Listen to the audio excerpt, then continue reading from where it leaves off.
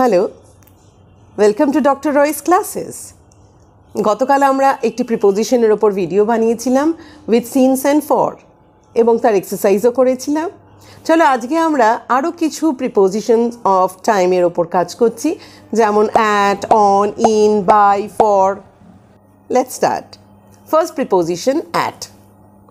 At is used for some specific time of the day. সারাদিনের কোনো একটি নির্দিষ্ট সময়কে বোঝাবার জন্য আমরা অ্যাট ব্যবহার করে থাকি।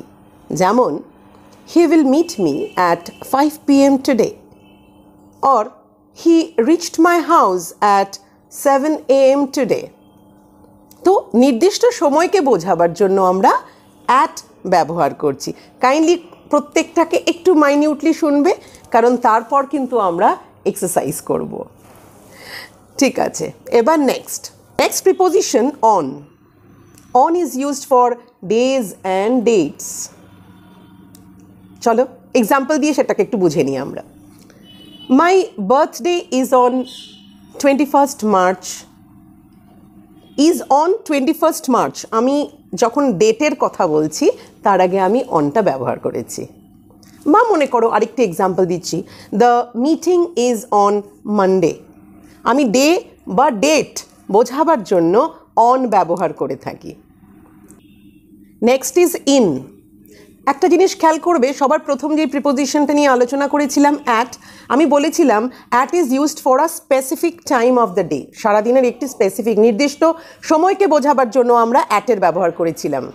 কিন্তু ইনটা কিন্তু ঠিক তার অপোজিট বলবো। In is used for a non specific time of a day, a month or a year. Specific হবে না। যেমন একটা এক্সাম্পল বলছি আমি, মনে করে বলছি ইট snows a lot in January. খুব বরফ পড়ে, ভীষণ স্নোফল হয় ইন জানুয়ারি। আমি কোনো স্পেসিফিক পিরিয়ডকে বলছি না, আমি একটা জানুয়ারির মধ্যে কোনো একটা নন স্পেসিফিক টাইমের কথা বলছি। It may be the first week of January, it may be the last week of January, বা it may be just after the month of January. মানে আমি বললাম ইন জানুয়ারি বললাম, মানে তার কাছাকাছি। It is not specific. আরেকটি example আমি দিচ্ছি, যেরকম বলছি she likes to drink coffee in the morning. আমি কিন্তু বলছি না morning at what time or like that. In the morning বলছি, মানে আমি নন স্পেসিফিক্যালি কোনো একটা পিরিয়ড, কোনো একটা ডে বা কোনো একটা মান্থ বা কোনো একটা ইয়ারকে বোঝাবার চেষ্টা করছি। যখন আমরা এমনভাবেই নন স্পেসিফিক্যালি কোনো কিছু বলার চেষ্টা করব, we will take the help of in to use as a preposition. আরেকটি এক্সাম্পল আমি বলি, যেমন বলছি in the year 2022 he went to Paris.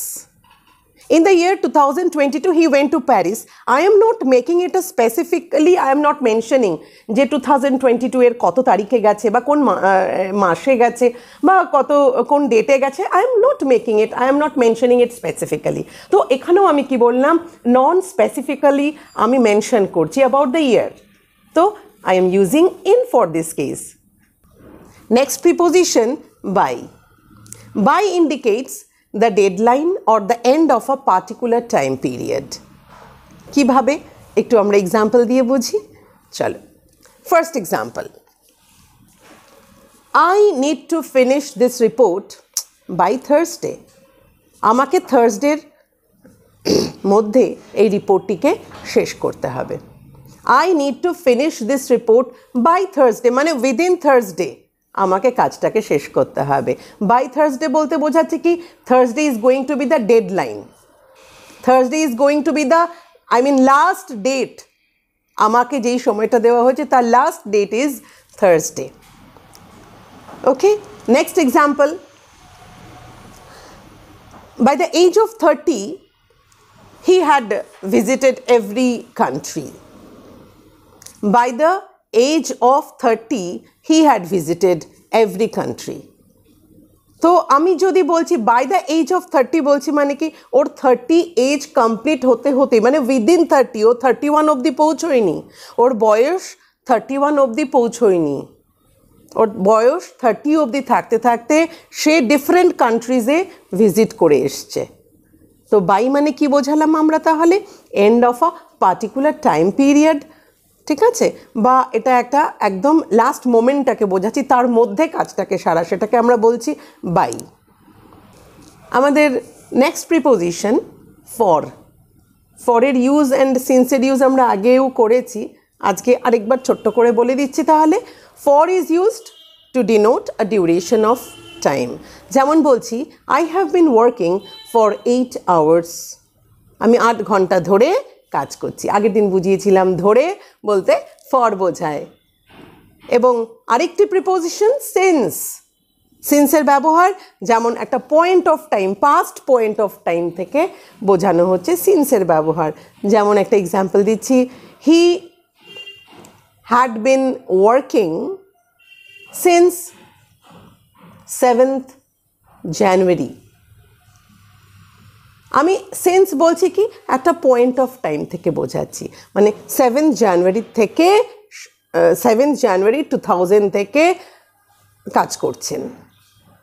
সেখানে আমরা বলছি he had been working there since 7th January 2010 or 2020। তো ওটা আমি পয়েন্ট অফ টাইম বোঝাচ্ছি। তো হোপ আমাদের আজকের যে ডিসকাশনটা আছে কয়েকটা প্রিপোজিশন অফ টাইম সেটা তোমাদের সকলের কাছে ক্লিয়ার হয়ে গেছে। এবার ছোট্ট কিছু এক্সারসাইজেস তার ওপর হবে, চলো দেখি। First example, I have been studying Spanish dash 3 years.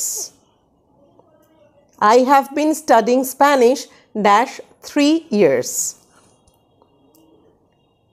এখানে আমাদের যখন বলা হচ্ছে I have been studying Spanish, একটা 3 years বোঝাচ্ছি, মানে আমি কি বোঝাচ্ছি, আমরা একটা ডিউরেশন অফ টাইম বোঝাচ্ছি। হোপ তোমরা বুঝতেই পারছো আমি ডিউরেশন অফ টাইম বোঝাচ্ছি, ধরে বোঝাচ্ছি। I have been studying Spanish for 3 years. Next example, we need to finish this project dash March. Finish করতে হবে প্রজেক্টটাকে, তার মানে প্রজেক্টটা চলছে আমার। আর ড্যাশ মার্চ বলেছে মানে কি, আমার কাছে মার্চের লাস্ট ডেটটুকু আমার হাতে আছে। তাহলে আমার কি করতে হবে এখানে, we need to finish this project dash March. কি হওয়া উচিত তাহলে? তোমরা আশা করি সবাই গেস করছো। আমি যখন একটা ডেডলাইন বোঝাচ্ছি, এখানে ডেডলাইন বোঝাচ্ছি মানে answer is going to be by March. Next, her birthday is dash July. Her birthday is dash July. কি হওয়া উচিত তাহলে? her birthday is dash July বলছি, আমি কিন্তু স্পেসিফিক্যালি জুলাই বলেছি বাট স্পেসিফিক ডেট দিইনি।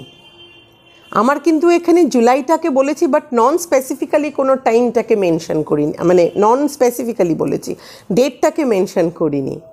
তাহলে নন স্পেসিফিক যখন হচ্ছে আমরা বলবো হার birthday is in July.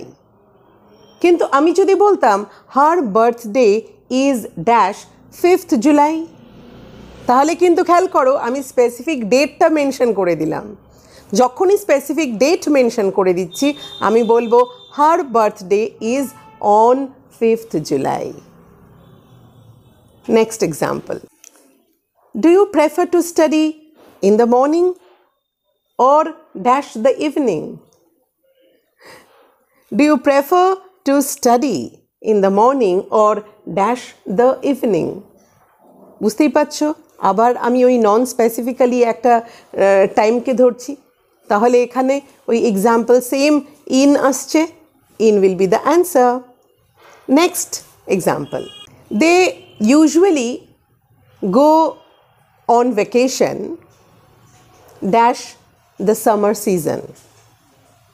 They usually go on vacation dash the summer season. আবার ঠিক একই রকমের এক্সাম্পল দিচ্ছি আমি, এখানেও নন স্পেসিফিক্যালি আমি একটা সিজনকে বোঝাচ্ছি। যখনই আমরা নন স্পেসিফিক্যালি কোনো সিজনকে, কোনো মান্থকে, কোনো টাইমকে বোঝাবো ইট বিকামস ইন, ইনের ব্যবহার হয়। তাহলে আমাদের এক্সাম্পলে এখানে অ্যান্সার কি হবে? ইন হবে, একদম ঠিক।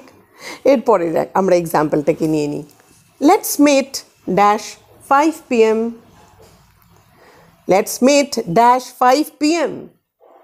কি হবে এখানে? অনেকেই গেস করছো। আমি মনে হচ্ছে লাইভ সেশন হলে খুব ভালো হতো, আমি তাহলে সকলের অ্যান্সারটাও নিতে পারতাম, বুঝতে পারতাম সকলের গেস ওয়ার্কটা কতটা ঠিক যাচ্ছে। তো আমি যতটুকু মনে করি সকলেরই ঠিক যাচ্ছে। তো আমরা যখন এখানে বললাম লেটস মেট ড্যাশ 5 PM, সেখানে আমরা একটা স্পেসিফিক টাইমটাকে বলছি, স্পেসিফিক মোমেন্টটাকে বলছি। So it has to be at. Next example, I have not seen her dash the last year. I have not seen her dash the last year. গত বছর থেকে আমি ওকে এখনো দেখিনি, ওর সাথে আমার দেখা নেই, আমি গত বছরের পর থেকে ওকে এখনো দেখিনি। তাহলে কি হবে? I have not seen her dash last year. Answer will be থেকে। আগের ভিডিওটাকে ফলো করবে, তাহলে বুঝে যাবে। Answer will be since. Hope you enjoyed. আমি শুধু আর একটা দেব, সেটা তোমরা যেটা অ্যান্সার হবে প্লিজ কমেন্টে লিখে দেবে। আমি তাহলে তোমাদের আরেকটা দিচ্ছি, এবার তোমরা সেটার অ্যান্সারটা কমেন্ট বক্সে লিখে জানাবে।